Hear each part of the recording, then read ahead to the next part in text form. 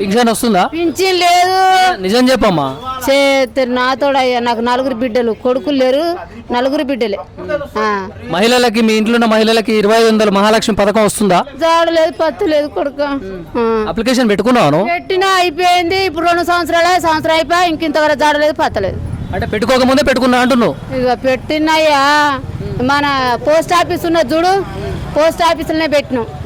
ఇంతవరకు రాలే. ఎప్పుడైనా ప్రజా దర్బార్కు పోయినావా? ఇంకా ఏ బాధారో నాకైతే తెలియదు.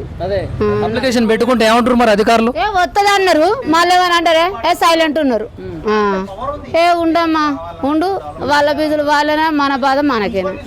నేనేం చెప్తా చెప్పు. ఇక సపరేట్ అడుగుతాను, సపరేట్ వస్తాను. మరి ఇప్పుడు ఓట్లు వచ్చినాయి మీ ఏరియాలో, ఎవరికైద్దాం అనుకుంటున్నావు? ఇక ఎవరికి వచ్చిన ఓటు రోడ్డు మీద బతుకు, నేనేం అంటట్లేదు. కానీ ఎవరికైద్దాం అనుకుంటున్నావు? పోయిన వాళ్ళకి వేద్దాం అనుకుంటున్నావు, ఇప్పుడు ఉన్న వాళ్ళకి వేద్దాం అనుకుంటున్నావు? ఇక కేసీఆర్ వచ్చినా కసింత అంత పెంచుతాడని ఆశతో.